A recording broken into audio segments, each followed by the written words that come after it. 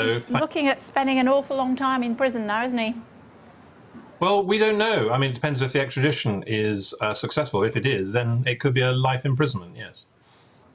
Okay. And you should add... Go on.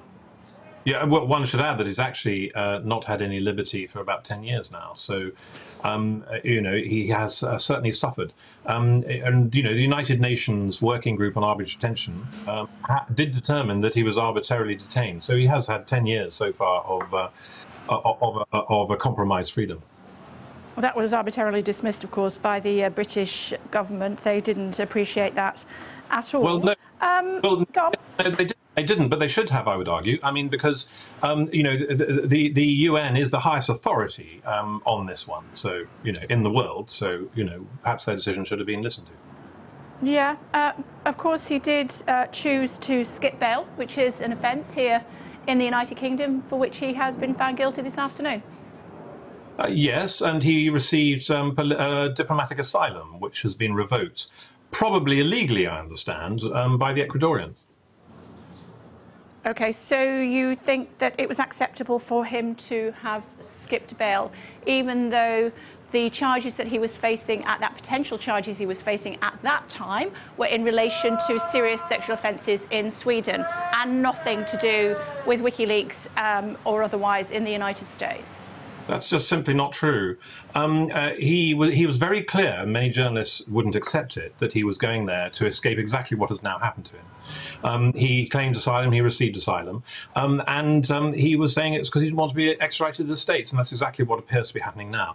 The Swedish matter you're talking about, by the way, please note that the Crown Prosecution Service were revealed to have encouraged this Swedish prosecutor not to actually prosecute. He was never charged with anything. Essentially, you had our prosecution service and the Swedish prosecution service not prosecuting. So I think there's funny businesses being going on.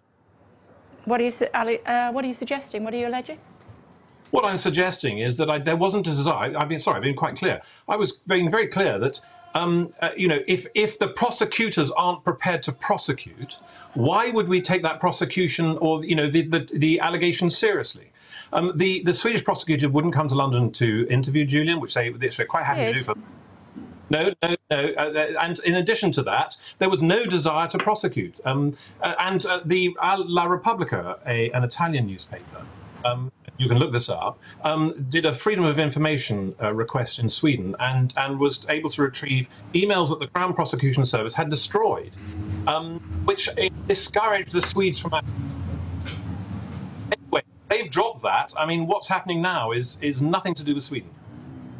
Okay, so it is, you are suggesting everything to do with WikiLeaks in the United States. Why do you feel that he doesn't have a case to answer? No, I'm not saying that there's no... What do you mean, about the Swedish stuff or the American stuff? No, the American stuff. Well, I mean, you know, yes, I mean, there's an indictment that was published, and they wish to extradite him. Now, whether... You know, I'm not sure that people in this country are necessarily happy to see an extradition on this basis. You know, this is really, you know, spiteful, self-interested politics. I mean, yes, we should be fine extraditing murderers and people who are bank robbers and people like that. But this is about Julian revealing the truth about a foreign government, uncomfortable truths about the foreign government. This is a completely different thing. This is really a vendetta. It's revenge by the Americans on Julian. They want to set an example of him. And, you know, we all really know that.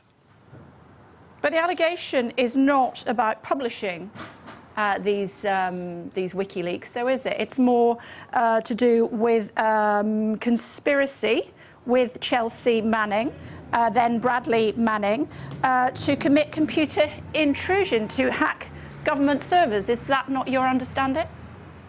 I think what they have done, and that is what it reads like. They've been struggling to find something they can get him on, but it's not really to do about that. It's to set an example of him. You know, what the Russians do is they kill people in Salisbury, and what the Americans want to do in this instance, to discourage other people from revealing information that's uncomfortable to them, the truth. And this is what they do. They want to put him in jail for the rest of his life. Yeah, it might be uncomfortable, but it's potentially also illegal if he did conspire to commit computer intrusion to hack government servers. That's illegal. They will have to prove that. But I've just said I don't believe that's what it's about. They have to prove it in a court of law, and in order to do that, he needs to face those allegations, doesn't he? No, I don't believe so. I don't think we should be so gullible. Look, the reason people like me stand behind Julian Assange is because at the heart of it, Wikileaks was a project that says in a free democracy that people have the right to information about their ruling elite acts and behave. Julian threatened the most powerful people in the world with exposure. Ordinary people who, thanks to Julian and Wikileaks, ordinary people now understand a lot more about the cynicism and corruption. But it's about how you access that information, surely. All right, well, look, this thing goes back to the Afghan war logs and the diplomatic cables 8 years ago. 8 to 10 years ago. Now, it's quite clear that while this has been going on, Obama thought, OK, this probably doesn't stand up. He's a publisher, and decided not to do it and let Chelsea Manning out of jail after 4 years. Chelsea Manning is now back in jail. Clearly what Trump wants is a sort of a trophy show trial before 2020 election.